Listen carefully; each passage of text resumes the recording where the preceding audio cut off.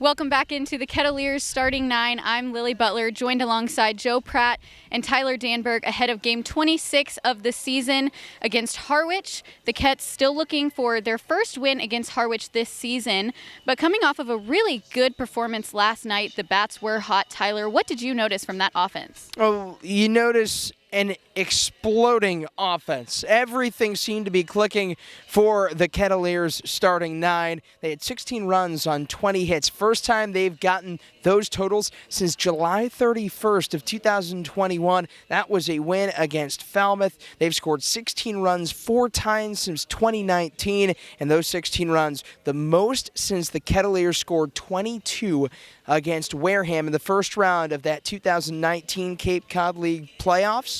They would proceed to take on the Harwich Mariners and best Harwich in the championship series. So there's a lot to unfold from that, but the offense, all in all, Lily, it was firing on all cylinders. Yeah, absolutely. And then lots of players left for the draft yesterday. The roster down to just 21 players as of yesterday. But I spoke with Coach Roberts last night about that offense and about the draft. So we'll send it to that and be right back to the Kets Starting 9.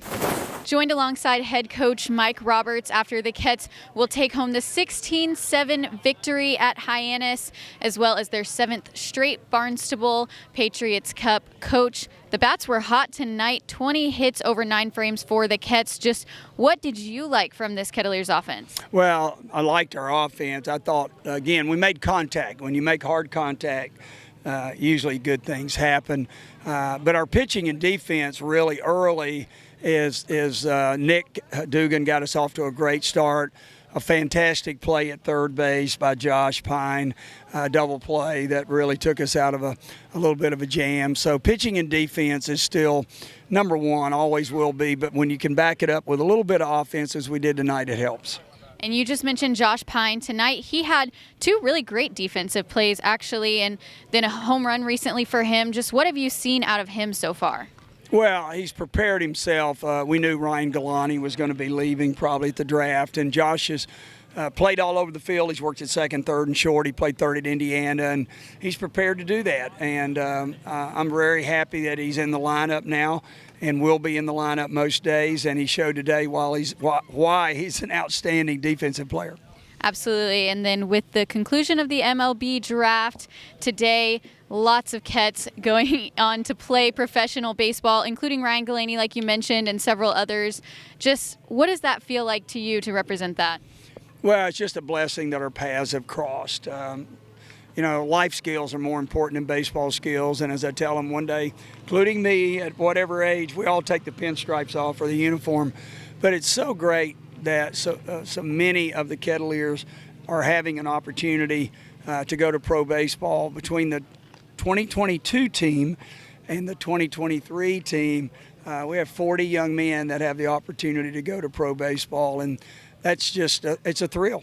I'll use the word, it's a blessing for all of us, and we just wish them safe travels, to stay professional and do things the right way as they head into professional baseball. And I'm blessed working in pro baseball with the Pirates. I get a chance to see a lot of them down the road, so I'm excited about that as well. Yes, sir. Thank you so much. Congratulations, Coach. Tomorrow will be a makeup game against Harwich back at Lowell Park for first pitch at 5 p.m. From McKeon Park for the Kettleers Digital Network, I'm Lily Butler.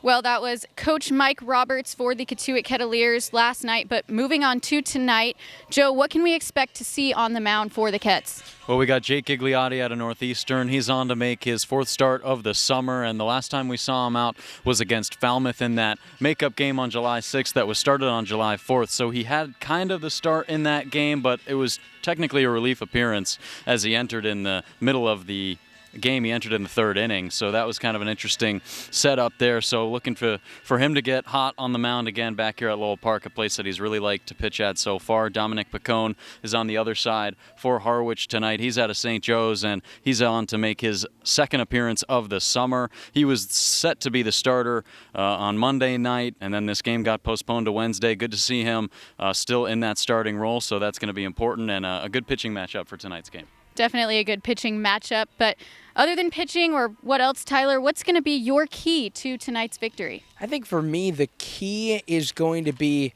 scoring after the first couple of innings. I believe that 5 of the 6 runs scored by the Kettleers in 2 games against the Mariners, they've come in those first 2 innings. So staying the course and continuing to jump on different pitching is going to be crucial against a Harwich team that is unbeaten against the Kettleers, the only team in the league that has still yet to lose against Kettleers.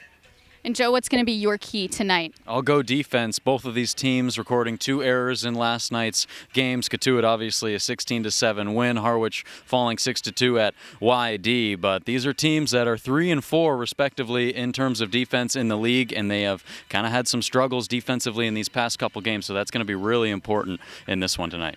And I'm going to go with pitching all around. I think starting pitching is going to be important, but then also the Ketts bullpen is going to need to come in clutch tonight in order to secure the win. We'll have all that and more at first pitch at 5 p.m.